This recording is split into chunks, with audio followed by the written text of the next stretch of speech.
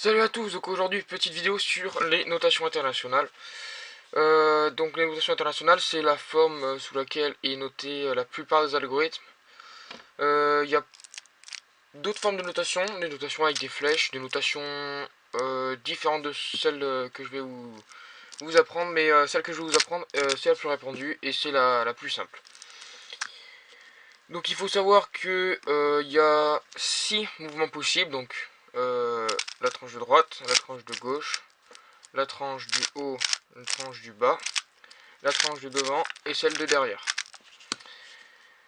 Et donc un mouvement va se noter, toujours un mouvement va se désigner par sa lettre. Donc par exemple la face de droite, ça va se désigner par R pour right, avec un vieux accent français, enfin bref.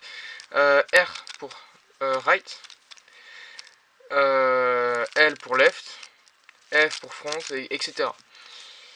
Donc la face de droite, donc ça va être R, qui va être dans le sens, donc toujours les mouvements avec juste la lettre, ça sera dans le sens des aiguilles d'une montre.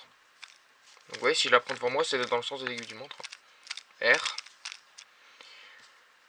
Après, on a les mouvements avec un prime, c'est-à-dire un apostrophe. On dit prime. C'est les mouvements anti-horaires. Donc, si ça c'est un R, ça c'est un R prime. R prime, si on prend la face devant nous, ça donne un truc anti-horaire. Voilà, donc ça fait un R prime. R prime, R. Puis ensuite, on a les mouvements doubles, donc avec un petit 2 après la lettre. Enfin, un petit 2, juste un 2 normal. Et donc, c'est un mouvement double de 180 degrés. Donc ça, c'est un R2. Ça, c'est un R2. Faut savoir qu'il n'existe pas de R2, R2'. Enfin, vous pouvez trouver ça dans les algorithmes. Ça peut désigner une façon de passer l'algorithme. Mais que vous fassiez R2' ou R2, ça revient au même. Voilà, donc, je répète. R, R', R2. R2. Puis ensuite, on a L. L comme ceci. L' et L2. Ensuite, on a U, U', U2. Ensuite, D, D', D2. Ensuite, F, F'. Ça c'est simple parce que vous avez la face devant vous, donc vous pouvez vous dire anti-horaire F', horaire F. Et puis B, donc B, B', B2. Voilà donc pour ce qui est des mouvements des tranches. Ensuite on a les mouvements un petit peu spéciaux, c'est-à-dire avec les tranches des milieux comme ça. Il y en a trois donc pour les trois axes, donc celui-ci, celui-ci et celui-ci. Je sais pas pourquoi je vous le montre deux fois. Donc celui-ci, c'est donc le M. Donc ça fait M. Donc M, M', M2. Puis après les deux autres sont pas tellement utilisés, mais bon c'est toujours bon de le savoir. On a E, E', E2. Puis après on a S, S', S2. Ceux-là sont pas trop utilisés, mais bon, vous pouvez quand même les trouver dans les algorithmes. Ensuite, on a les notations avec des doubles tranches, donc c'est-à-dire qui se notent sous la forme une lettre W avec éventuellement un prime ou un 2 derrière, bien sûr. Donc par exemple, ça c'est RW, RW', RW2. Donc quand il y a un W, c'est deux tranches. Donc LW, LW', LW2. Vous pouvez trouver aussi les petits L, mais ça c'est plutôt sur le 3x3, donc c'est pareil.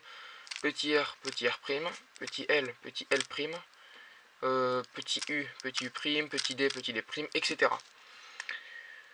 Ensuite, on a les notations pour les plus gros cubes, c'est-à-dire les 7x7, 6x6 et plus. Attendez, je prends mon 7x7, voilà.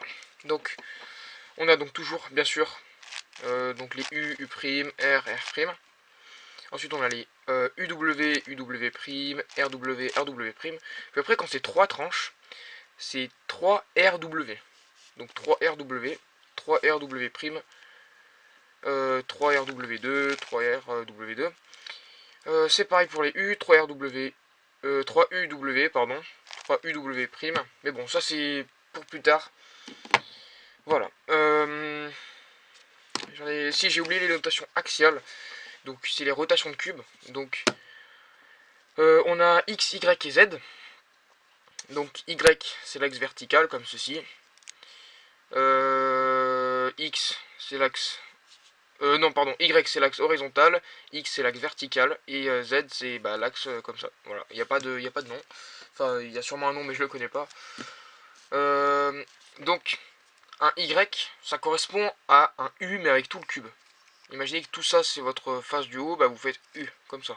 Comme vous feriez U comme ça. Ça se note aussi petit U entre crochets. Bien sûr, il y a Y', donc petit U entre crochets prime. On a ensuite les X qui s'assimilent à des mouvements R, donc X, X'. Et mouvement Z qui s'assimile à des mouvements F, donc Z, Z'. C'est à peu près tout. S'il y a certaines notations qu'il faut que je réexplique dans les commentaires, n'hésitez pas à me le dire. Et voilà, donc on se retrouve dans une nouvelle vidéo.